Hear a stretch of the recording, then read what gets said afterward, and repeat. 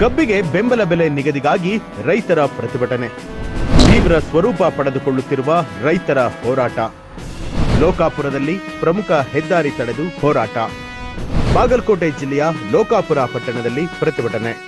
ಕಬ್ಬಿಗೆ ಬೆಂಬಲ ಬೆಲೆಗಾಗಿ ಬಾಗಲಕೋಟೆ ಜಿಲ್ಲೆಯಲ್ಲಿ ರೈತರು ಹೋರಾಟವನ್ನ ಮಾಡ್ತಾ ಇರುವಂತದ್ದು ಇದೀಗ ತೀವ್ರ ಸ್ವರೂಪವನ್ನ ಪಡೆದುಕೊಳ್ತಾ ಇದೆ. ಮುಧೋಳ ತಾಲೂಕಿನ ಲೋಕಾಪುರದಲ್ಲಿ ರೈತರು ಪ್ರಮುಖ ಹೆದ್ದಾರಿ ತಡೆದು ಹೋರಾಟವನ್ನ ನಡೆಸಿದ್ದಾರೆ.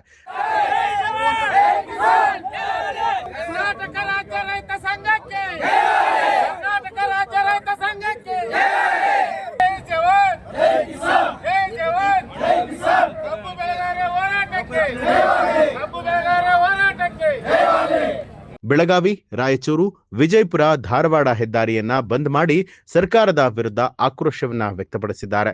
ರೈತರು ಹೆದ್ದಾರಿ ಮಧ್ಯದಲ್ಲೇ ಟೆಂಟ್ ಅನ್ನ ಹಾಕಿದ್ದು ಪೊಲೀಸರು ಟೆಂಟ್ ಹಾಕದಂತೆ ಮನವೊಲಿಸುವಂತಹ ಪ್ರಯತ್ನದಲ್ಲಿ ಇದ್ರು.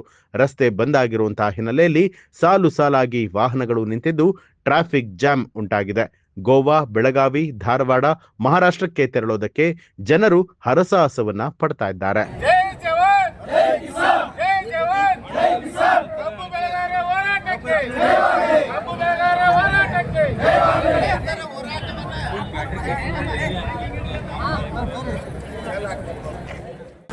ನ್ಯೂಸ್ ಅಲರ್ಟ್ ನಿಮ್ಮಿಂದ ನಿಮಗಾಗಿ.